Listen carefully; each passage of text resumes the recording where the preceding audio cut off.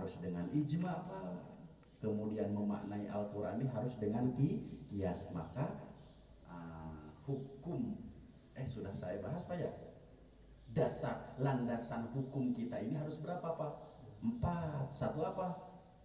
Quran. 2 hadis. 3 ijma. 4 kias. Ini 4 ini harus menjadi dasar hukum. Jadi kita tidak boleh, bukan tidak boleh menjadikan hanya Pak? Hanya Al-Quran dan hadis sebagai dasar hukum dengan menafikan kias. Paham Pak contoh kias? Sudah saya sampaikan kalau tidak salah di majelis ini bukan? Bukan. Contoh kias seperti begini. Di dalam Al-Quran, wala taqul lahuma uffin, gitu Pak ya? Nah itu jelas kan? Wala taqul wa qada rabbuka alla ta'budu illa iyyahu wa bil walidaini bismillahirrahmanirrahim qul huwallahu Allahus lam yalid. Yang hafalnya surat Al-Ikhlas. Wa qada rabbuka alla ta'budu illa iyyahu wa bil walidaini ihsana wala taqul lahuma uffin. Ini contohnya. Janganlah engkau mengatakan uff. Uff itu apa Pak? Mengatakan saja kepada orang tua ini sudah termasuk apa? Dosa. Loh, kalau begitu yang tidak boleh dalam Al-Quran yang mengatakan saja. Berarti upami neugel sepuh kayak ngintet. Nah, ini perlunya kias Pak. Ya, jangan-jangan mengucapkan, jangan-jangan memukul, mengucapkan saja sudah. Nah, itu Pak contoh kias. Makanya harus dimaknai Al-Quran itu dengan berbagai macam bidang keilmuan. Ada fikih, ada usul fikih, ada hadis, ada mustalahul hadis. Wah, belum ke bab balaghahnya, ma'aninya, bayannya, belajar alfiyahnya, nado maksudnya, kemudian imritina. Harus dimanai dengan khazanah keilmuan Pak untuk memahami Al-Quran. Itu Pak contoh. Jadi itu kan termasuk kias. Jangan-jangan memukul, mengucapkan saja sudah dosa, apalagi kalau memukul. Nah, kalau tidak dimaknai dengan kias bahaya itu Pak. Kemudian contoh yang lain kias lah. La taqrabuz zina innahu kanat fahisyatan wa sa'a sabila. Janganlah engkau mendekati zina. Ya, kan jangan mendekati doang. Kalau melaksanakan lah boleh. Nah itu kan kalau tidak dimaknai dengan kias. Loh, itu bukan itu artinya. Artinya itu mendekati saja tidak, apalagi melaksanakannya. Nah, itu Pak tentang apa? Kias. Itu. Nah, kemudian contoh satu lagi Pak. Kemarin sudah ya ganja, kemudian sabu kan secara mutlak ijmali di dalam Al-Quran tidak ada Pak ya. Yang ada adalah ya ayyuhalladzina amanu innamal khamru wal maisir wal ansab wal azlam rijsum min amalis syaiton. Itu kan perlu dikiaskan. Nah itu makanya dasar hukum itu satu apa Pak? Al-Quran. Kan Al-Quran sifatnya adalah ijmali gitu ya. Nah, kemudian nanti ditafsirkan, dirincikan lagi, dirincikan di dalam hadis, kemudian di dalam ijma. Contoh ijma gimana Pak? Ya jangan jauh-jauh lah. Contoh ijma di dalam takbiratul ihram saja. Nanti kita akan bahas secara khusus kan hasil kesepakatan para ulama. Kalau perempuan kan hadwa mankibaihi Pak ya. Kalau takbiratul ihram itu perempuan kan hadwa mankibaihi. Kemudian semuanya harus tawajuh Pak. Tawajuh itu menghadap ke arah mana? Kiblat. Jadi di antara syarat sholat itu harus tawajuh. Jadi tidak boleh Allahu Akbar kan itu mana? Karena kenapa tidak tawajuh? Jadi ini juga harus apa? Menghadap ke arah kiblat. Nanti jelas dalam kitab Fathul Qarib. Jadi semua ini harus tawajuh. Makanya kalau takbiratul ihram itu awas diusahakan jangan sampai begini Pak. Allah. Nah ini kan tidak tawajuh Pak ini. Nah ini harus senantiasa apa? Kemana? Ke depan. Kalau perempuan hadwa mankibaihi. Serata dengan. Kalau laki-laki, nah itu dalam hadis dikatakan kalau laki-laki Pak hadwa mankibaihi di sini hatta sehingga kelihatan bayadu ibtaihi katanya apa putih ketiaknya. Berarti apa? Begini kalau laki-laki. Jadi apa? Harus apa? Jadi tekengin kia maka masalah di dalam kitab Fathul Qorib jelas 5 perbedaan antara laki-laki dan perempuan di dalam apa takbiratul ihram. Laki-laki harus terbuka keleknya. Apa memang kena dikaditring gitu-gitu mah ya tidak menjadi syarat mutlak dikenakan karena apa Pak? Karena yang penting ini tawajuh. Hatta sehingga kelihatan katanya bayadu ibtoihi, putih ketiaknya. Jadi memang harus apa? Nah ini Pak pertama. Perbedaan ya di dalam apa antara laki-laki dan perempuan. Memang betul perempuan hadwa mankibahi seperti begini. Ini satu jajar. Ini dijelaskan secara. Kemudian di dalam apa Pak? Di dalam ruku. Di dalam kitab Fathul Qorib itu dijelaskan laki-laki dan perempuan itu memang berbeda Pak. Contoh saya praktekkan Pak.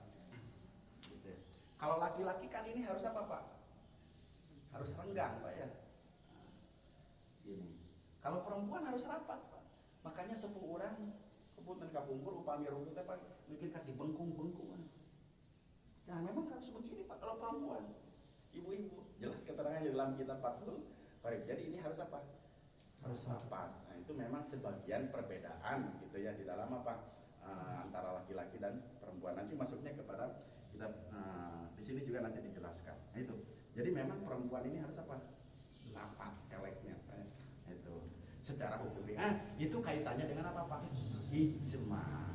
Tapi kan ulama itu ada berapa Pak yang kita ketahui secara apa? Secara yang 4 mazhab itu Pak ya. Tentunya ya semua madhab juga Pak. Makanya jangan saya mah harus begini aja. Kemudian apa? Begini saja. Itu kan ijma apa ya? Pasti akan apa? Ada selisih apa? Paham. Kemudian kalau kita mau sujud yang didahulukan lutut dulu atau tangan dulu Pak? Lutut. Ada juga yang mengatakan yang didahulukan adalah tangan. Itu ijma. Tergantung sumbernya dari mana. Boleh-boleh saja. Nu teu kayaknya mah langsung karang we ka dieu. Coba Pak, orang yang sakit sekarang, orang yang sakit nih, maaf Pak, kita kan tangan dulu Pak. Enaknya yang mana dulu Pak? Tangan dulu. Kemudian apakah menjadi batal sholatnya? Tidak, kan enak loh. Kan tekengin Pak, pami badanku, wah gabruk juga deh kenaon gitu. Memang kalau mampu Pak bagus, apa? Ya ibil. Jadi apa dulu Pak? Dulu, ya, jadi berurutan. Tapi ada juga orang yang tidak mampu karena lututnya sakit. Pasti dia akan mendahulukan apa? Tangan dulu. Dua-duanya benar tidak Pak? Nah, ini ijma, ikhtilaf. Boleh saja mana saja. Karena kenapa ada yang membenarkan ini, ada yang membenarkan itu yang penting. Tatkala kita melakukan satu amal ibadah seperti Bapak sudah tahu, yang senantiasa didahulukan adalah lutut, ya jangan diganti dengan apa Pak? Tangan, karena mendahulukan lutut pun juga itu sudah benar. Itu kaitannya dengan apa? Ijma gitu. Apa? Al-Quran. Kemudian hadis, ijma dengan ya. Itu Pak sebagian contoh-contoh saja ya. Jadi kalau secara rinci nanti memang kita harus membahas secara khusus ya, baik fikihnya dan usul fikihnya. Wah, memerlukan waktu yang apa yang secara khusus. Tapi kita sedikit-sedikit saja Pak ya. Nah, itu. Jadi yang namanya Islam itu di sini adalah al-amalu. Amal. Awaluha pertama syahadatu. Islam itu adalah syahadah, persaksian. Ayat tayakona, maksud syahadat di sini adalah tayakona, meyakini. Jadi memang harus meyakini. Jadi bukan hanya persaksian saja mengucapkan asyhadu alla ilaha illallah wa asyhadu anna muhammadar rasulullah, tapi harus tayakona. Makanya yang namanya iman itu adalah apa? Dibenarkan di dalam hati, diucapkan di lisan, dilaksanakan oleh jawari anggota badan. Alla ilaha. Apa makna la ilaha? Atau la ilaha ini adalah la ma'buda bihaqqin maujud. Tidak ada yang berhak disembah dengan sebenar dalam keadaannya maujud illallah, kecuali Allah. Jadi tidak ada yang berhak disembah kecuali Allah. Makanya alhamdulillah Pak, di akhir-akhir usia kita ini makin lekat dengan Allah. Harus kita bersyukuri Pak. Jangan sampai makin tua nges bau tanah. Kalau kamu yakini agama yang naudzubillah, karena Islam ini Allah luar biasa. Itu ya yang menyelamatkan manusia, gitu kan. Ajaran Nabi Muhammad yang dibawa ini adalah agama Islam. Sehingga kita harus memohon kepada Allah Pak. Allahumma sabitna ya Allah bil iman. Sudah hafal Pak doanya?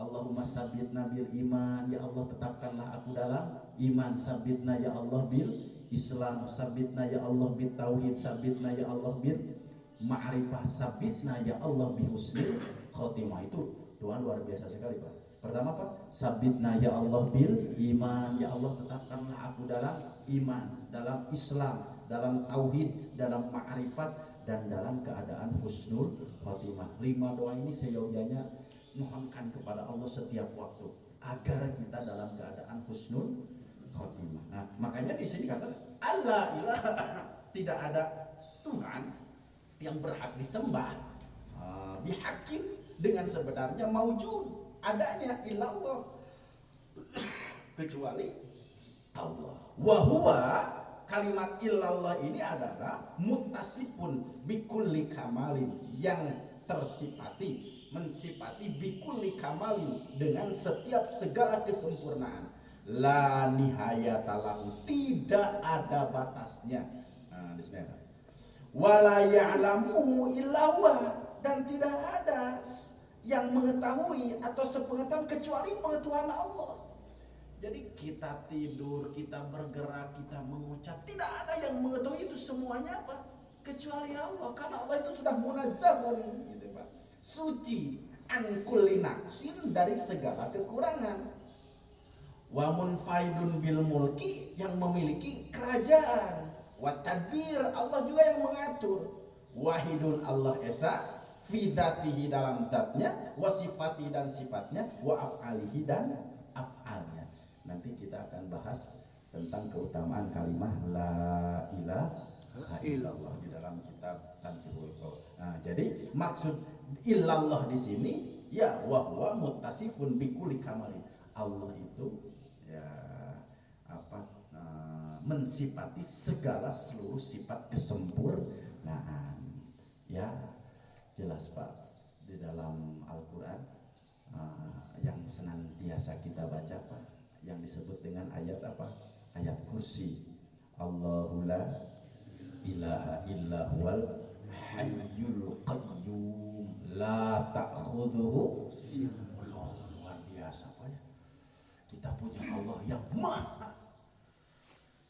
Coba bayangkan Pak, kalau Allah kena ngantuk seperti Bapak, atau kalau kita tahajud Allah ngantuk, naudzubillah, mungkin kita sedikit pun terlepas dari segala amal-amal ibadah di luar catatan sudah mah. Nah, jadi ujung kembali kita ini adalah siapa Pak? Inna lillahi wa inna ilaihi rajiun. Nanti secara rincinya mungkin dibahas tentang ilmu tauhid Pak ya. Di sini saya menjelaskan ini sajalah gitu, sehingga tidak kepada yang lainnya. Wa anna Muhammadan, dan sesungguhnya Nabi Muhammad ibnu Abdullah. Sekali lagi, Muhammad bin Abdullah. Karena kenapa? Ada Muhammad bin siapa Pak? Muhammad bin Uju ada, Muhammad bin Raihan ada. Muhammad di sini adalah Muhammad bin Abdullah bin Abdul Muttalib bin Hashim bin Abdi Manaf. Wah, sampai ke sana bin Kusoi bin Kilab ada di dalam kitab Tijan Daruri secara sempurna sampai kepada Nabi Adam. Saya juga sedikit hafalnya, cuma kadang-kadang sampai hafal 5 saja Pak ya. Muhammad bin Abdullah bin Abdul Muttalib bin Hashim bin Abdi Manaf bin Kusoi bin Kilab bin apa lagi Pak? Nggak tahu ya, sama bin Kilab bin Fihir. Itulah. Rasulullah Sallallahu Alaihi Wasallam, utusan Allah. Oke, sampai sini saja. Ikhtalafal ulama'u, berikhtilaf para ulama, bibi satin Nabi, ya, diutusnya Nabi Sallallahu Alaihi Wasallam ilal malaikah, kepada para malaikat. Kan diantara keistimewaan Nabi Muhammad dengan nabi-nabi yang lain diantaranya itu apa Pak? Masih ingat kan hadisnya ya? Rasulullah itu diutus untuk semua makhluk. Nih, yang jadi pertanyaan di sini, apakah Rasulullah itu diutus kepada para malaikat? Nah, kita jawab di sini. Ala qaulaini. Tentu ada dua pendapat, Pak. Wajazamal Hilami wal Baihaqi annahu, dia berkata, orang kedua ulama ini, lam yakun mab'utsan ilaihim.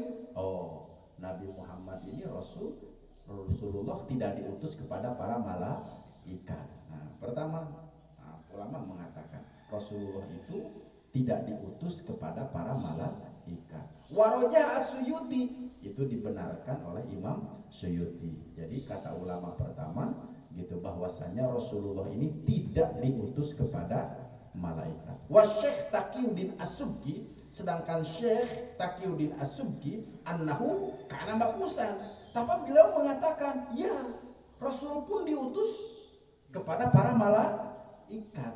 Wa zada As-Subki annahu mursal ila jami'il anbiya, juga beliau menambahkan sesungguhnya Rasulullah sallallahu alaihi wasallam mursilun, diutus ila jami'il anbiya, kepada seluruh nabi wal umam dan umat as-sabiqah dan terdahulu. Makanya Pak, dulu Bapak pernah bertanya, ada yang namanya Nur Muhammad. Nah, makanya jangan aneh kalau ada yang mengatakan bahwasanya Rasulullah pun juga diutus kepada umat-umat sebelumnya. Contoh di dalam mahar yang diberikan Nabi Adam kepada Babu Hawa kan Nur Muhammad. Nah, makanya di sini dikatakan Syekh As-Subki menambahkan malah Rasulullah itu diutus kepada seluruh nabi wal umam as-sabiqah dan umat-umat yang terdahulu. Wa anna qaulahu bu'istu ila nasi kafah. Nah, kenapa? Dalilnya adalah kata Nabi, bu'istu, aku ini diutus ila nasi kafah, kepada seluruh manusia, syamil, mencakup seluruhnya. Jadi termasuk malaikat, termasuk binatang, termasuk jin. Rasulullah itu diutus untuk mereka. Min ladu Adam, mulai dari zaman Nabi Adam ila qiyamis sa'ah, sampai terjadinya nanti hari kiamat. Warojahul Barizi, dibenarkan pendapat ini oleh Imam Al-Barizi, wazada annahu, dan dia menambahkan sesungguhnya Rasulullah itu mursilun, diutus ila jamil hayawanat. Jadi Rasulullah pun diutus kepada seluruh hewan, wal jumadat, dan melata, min romlin, pasir, hijrin, batu, wamidan wazin ala dari anu mursil ila nafsi dakar dalika fi tajil ila rokin qura ursil ila khalqi kafah. Nah, dalilnya adalah aku diutus kepada seluruh manusia. Jadi Bapak kira-kira mau yang milih yang mana?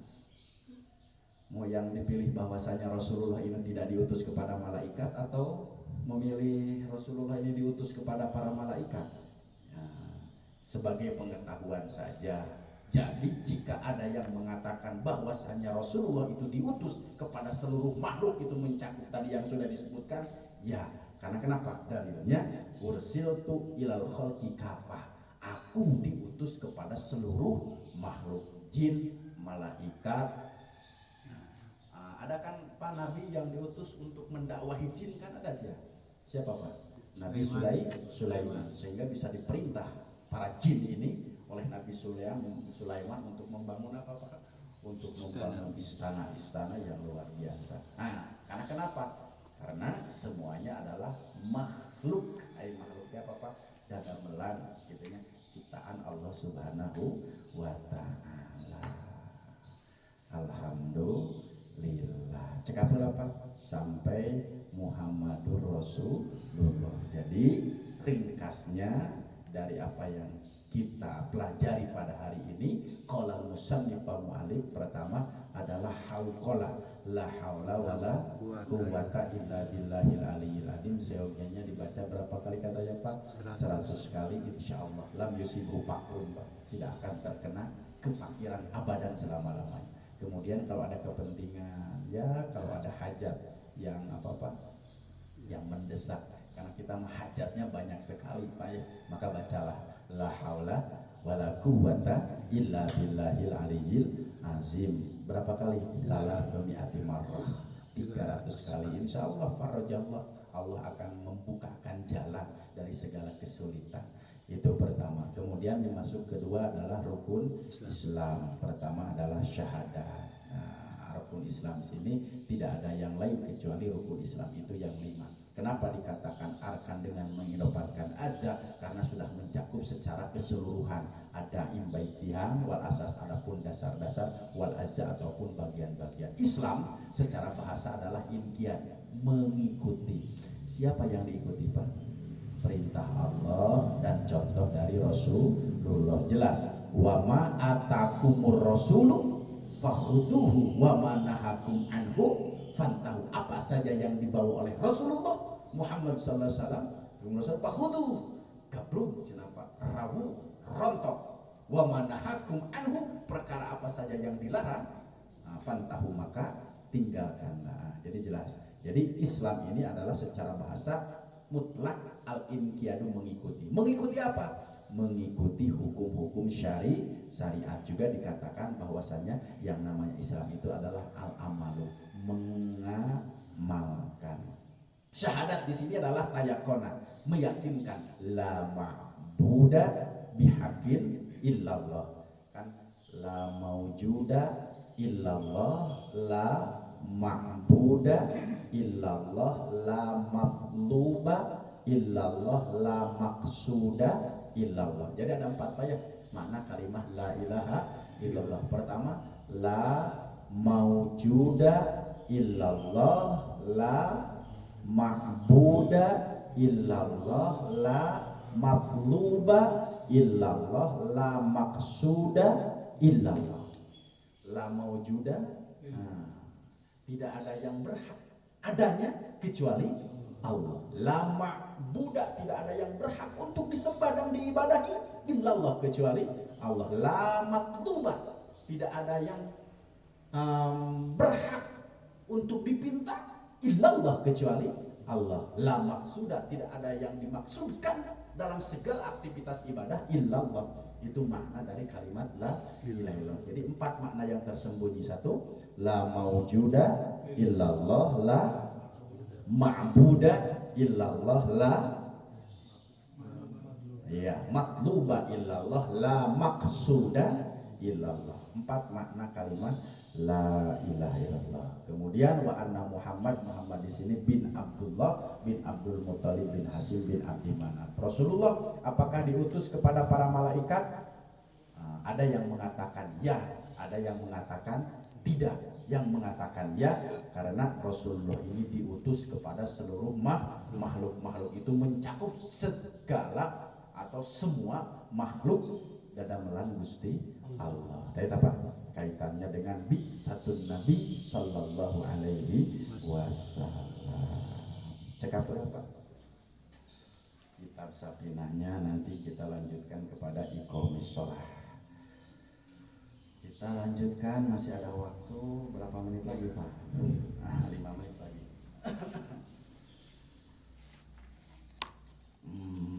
Kemarin masih la ilaha illallah Pak ya? Ya, al-babus sani, bab kedua fi fadilati la ilaha illallah.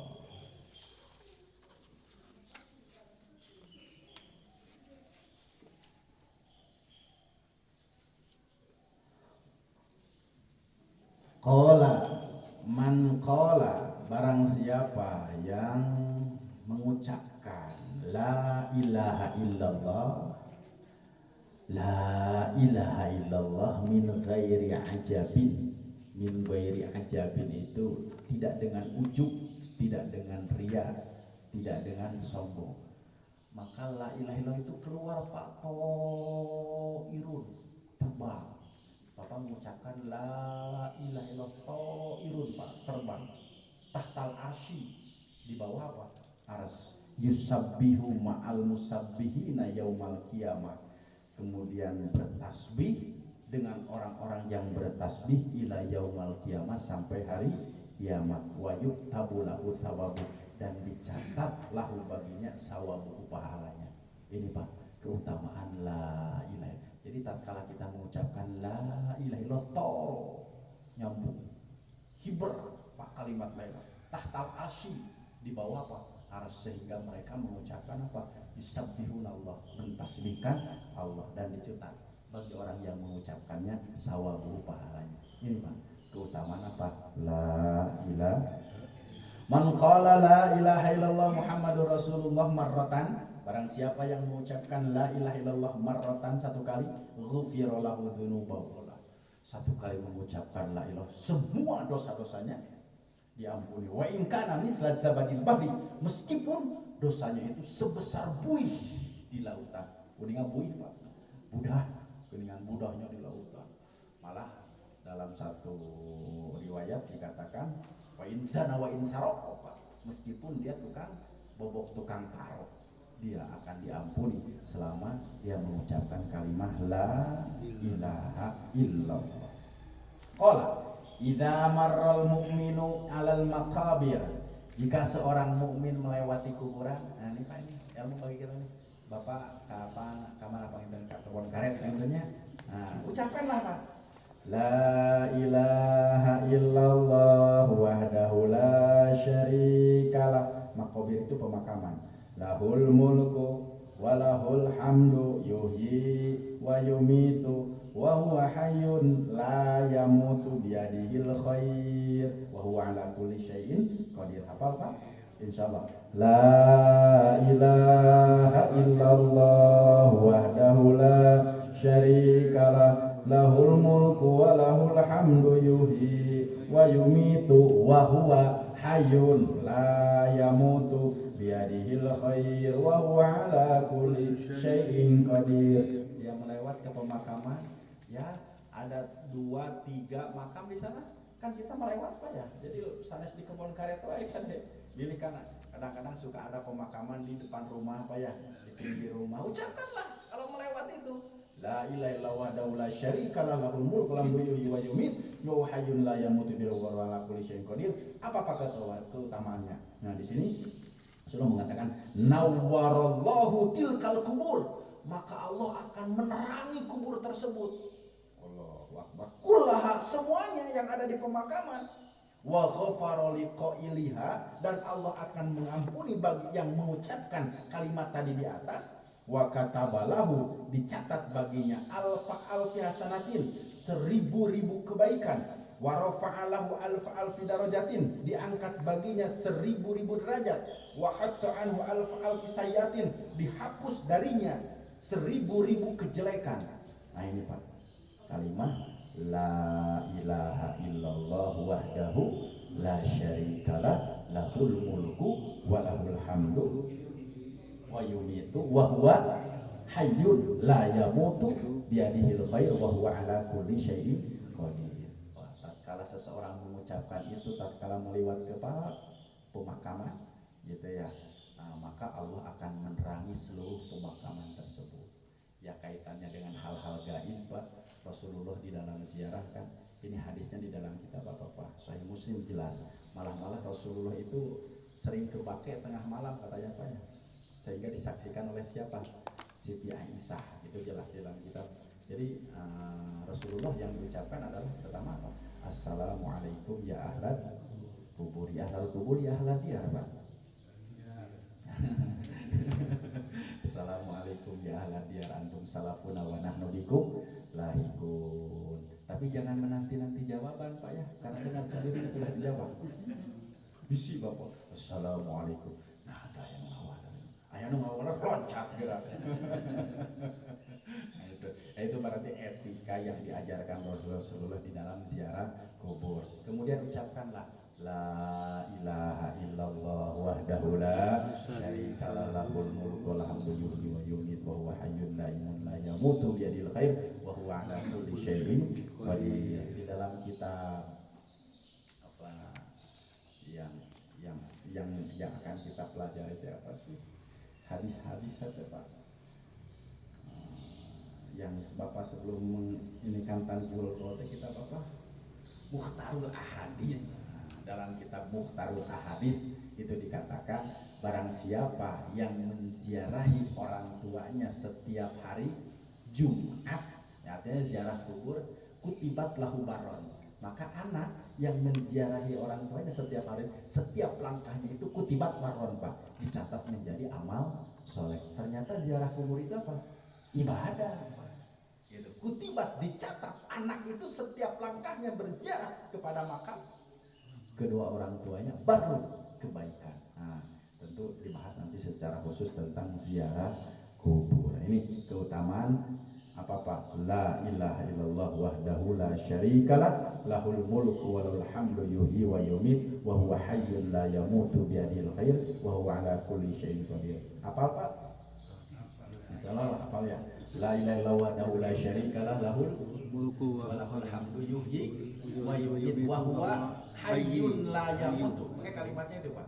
Wa huwa hayyun la yamutu bi yadihil khair wa huwa ala kulli syai'in qadir. Nawwarallahu, Allah akan menerangi tilkal kubur kullaha, semua pemakaman itu semuanya. Ini barokah orang-orang yang iman kepada Allah Subhanahu wa taala. Wah, diampuni beribu-ribu dosa, diangkat derajat, ya dilebur segala kesalahan.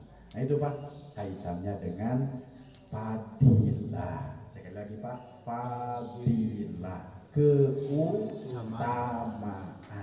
Jika kalimat ini menurut kita adalah kalimat yang sangat utama, yuk mari kita sama-sama amalkan dengan kholison mukhlison, tulus ikhlas. Itu syaratnya. Nah, kholison mukhlison, tulus ikhlas. Cukup dulu Pak. Alhamdulillah. Tidak ada yang ditanyakan mungkin Pak ya? Cukup saja. Cekaplah.